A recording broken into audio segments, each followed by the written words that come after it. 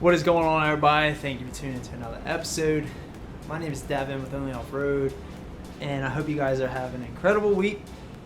And in today's video, we're back in the garage. We're going to keep on working on the Ford 8.8. But real quick, I want to show you some stuff I just picked up from Amazon, and we made a little Harbor Freight run. So let me show you what we got.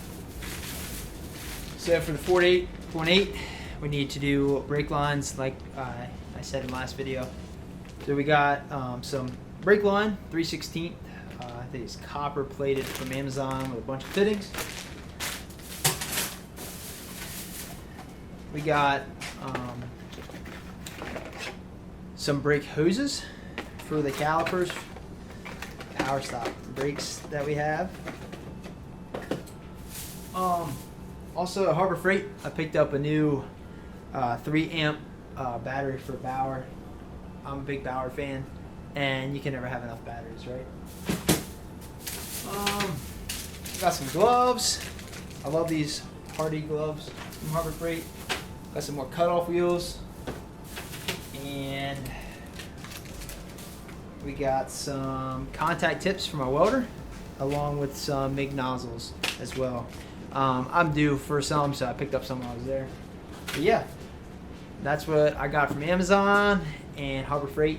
So now it is time to go ahead and get started on getting closer to getting this axle underneath the Jeep. So stay tuned, let's go.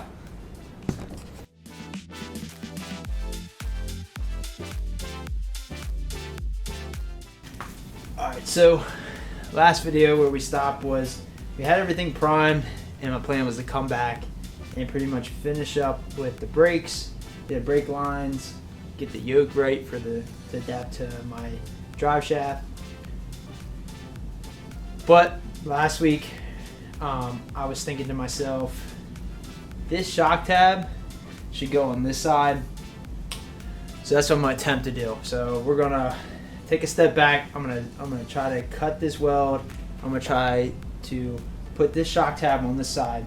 My reasoning behind that is because with leaf springs, you have axle wrap, and you really don't want your pinion angle moving too much because you're going to put a lot of stress on your drive shaft and your drivetrain. So in order to try to prevent that as much as possible, the way the factory did it was you put one shock tab on one side of the axle and one shock tab on the other side of the axle. So I'm going to look at my Chrysler unit quarter that I have underneath the Jeep now has the passenger side shock tab on the front of the axle and the driver's side shock tab on the back side of the axle. So I'm going to mirror that. Yes, I probably should have done that at the beginning, but it is what it is. You know, minor setback, but it'll be no worries. It's just a shock tab at the end of the day. So we're going to go ahead and try to get this as nice, clean cut as possible, and we'll just keep on moving forward from there. And once we get that on the other side, then it's time to probably go ahead and start on the brakes. So let's get after it.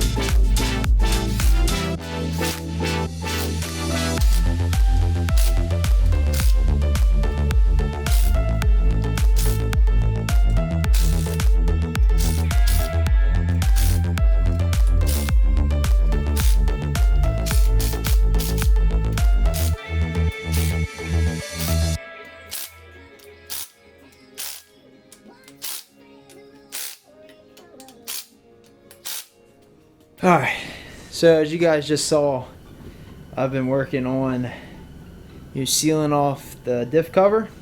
That way I can, while I'm working, I can let that seal set up, and that way I can put the diff fluid in there. Now what I'm going to go ahead and do is I'm going to go ahead and start cleaning the dust cover for the brakes up. I'm going to start getting them like straight and flat, and then we're going to go ahead and paint them, and we'll keep on working. I'm going to get that done on both sides. I'm going to put the rotors, the calipers all on, and then it's going to be time to start mounting up the brake lines. So stay tuned for that. We're going to keep on getting after it.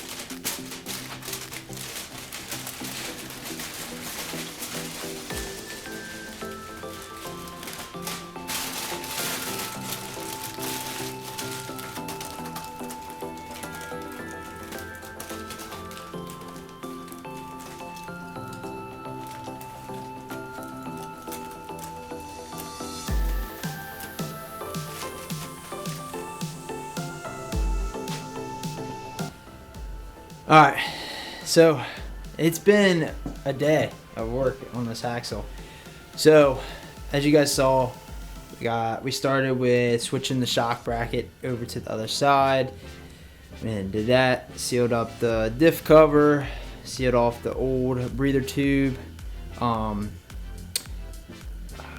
we have sanded down or wire wheeled the whole dust covers for the brakes. So now I'm gonna go ahead, turn it around so you guys can see. And if you guys haven't seen this trick before, in tight spaces, the aluminum foil is an awesome trick when it comes to painting. So I don't want to get it on the parking brake shoes or the emergency brake pads. So I went ahead and I put aluminum foil over everything. That way I can spray it and not have to worry about it. So some people might be like, well, why didn't you just take everything apart? Why didn't you just strip the axle down? That way you can do everything. So I'm torn between if these 410s are gonna work like I want them to. I've heard a lot of people say 456s, 488s. I've had a couple people say 410s, but here where we live, Eastern Shore, Maryland, it's insanely flat.